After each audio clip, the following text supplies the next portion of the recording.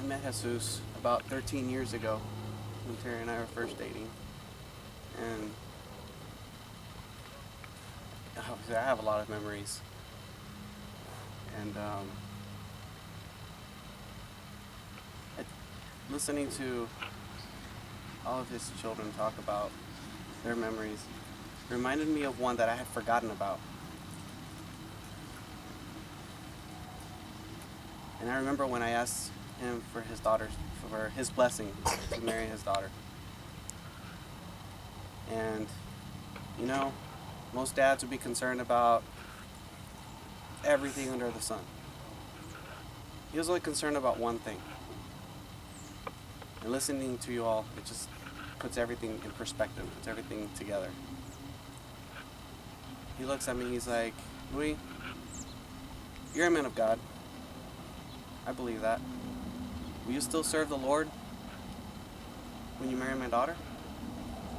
I said, of course. Will you raise your kids upright with the Bible, letting them know who God is? And I said, of course.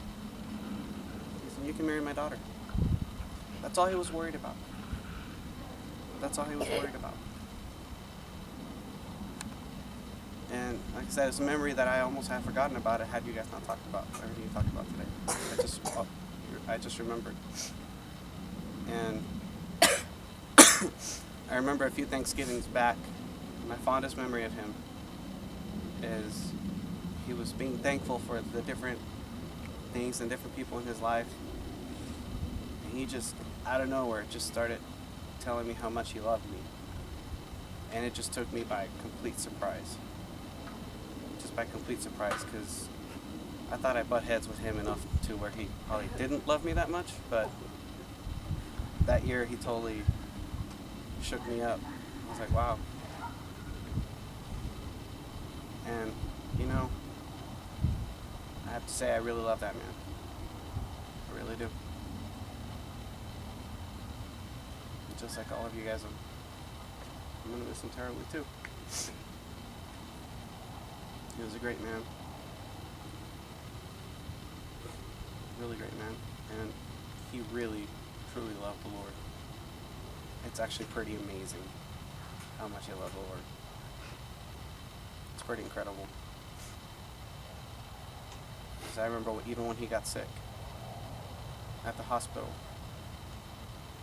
the first time at the hospital, some of us couldn't tell exactly what he was saying, but I heard him and I said, wait, say that again? And he said, I've got to preach. I've got to preach. I looked at Terry and he's like, Terry, he's saying he has to preach. And as soon as I said it, he knew that I understood him and he smiled. And he just gave me a look like, that's it. I've got to preach. Even in the worst of times of his health, that's all he worried about. It's pretty incredible.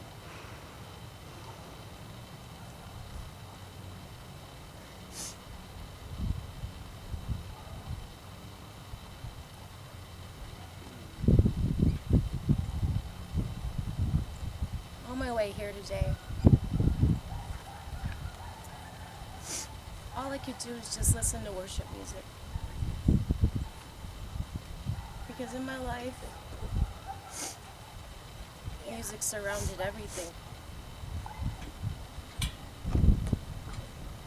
My mom's family grew up singing. I used to love listening to them sing. My dad couldn't sing, but he loved to listen to everybody else sing. So all I could do in the car today was just put on some music and close my eyes.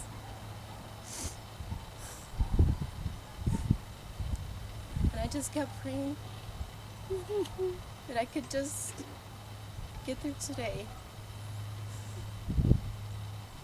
I didn't want to mess up playing my saxophone.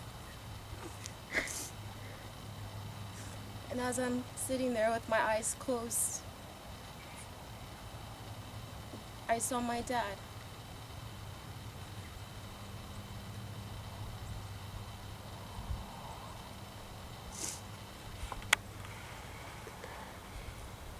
he was singing, but before our Father.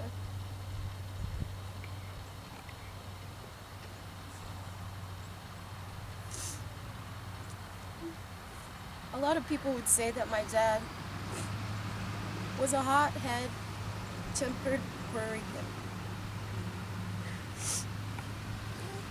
And yes, I'm not going to argue that on the outside he was.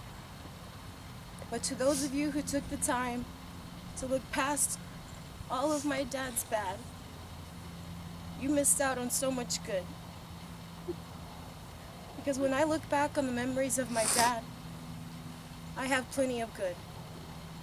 Memories of my dad singing to me in his arms as I cried. Memories of my dad when I burned my foot, 3rd-degree burns. He came home and surprised me with a doll. My dad was the first one that bought me my first little kitten, which is probably why I love cats so much. A dad that took me to the beach all the time, which is why I love the beach.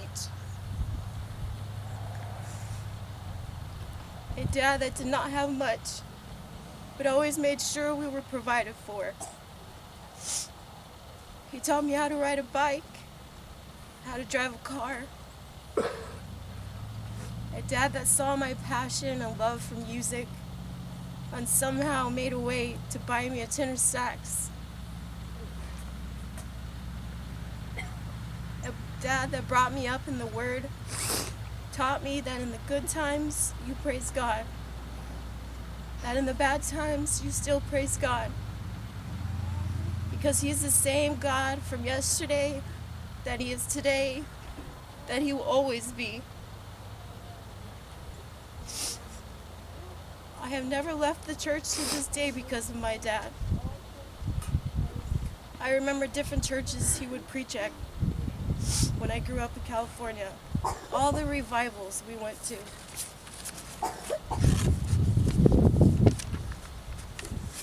How important it was to him to tell everyone he met about Jesus. Sometimes I think back to all of the word that I heard growing up in my lifetime because of my dad. Then a whole new side of my dad came out when I had kids.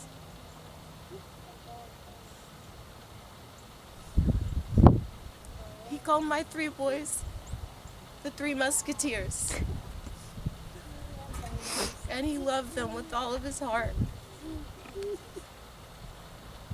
They meant the world to him.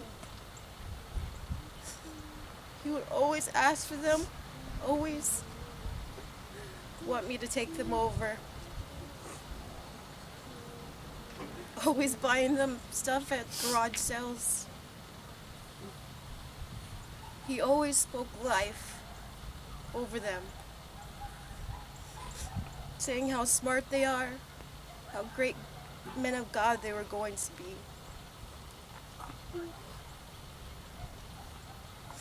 I chose to remember all of my dad's good and look past any of the bad.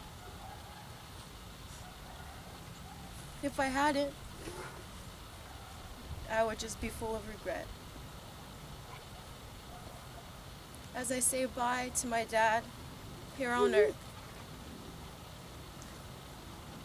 I know that one day I will see him in heaven.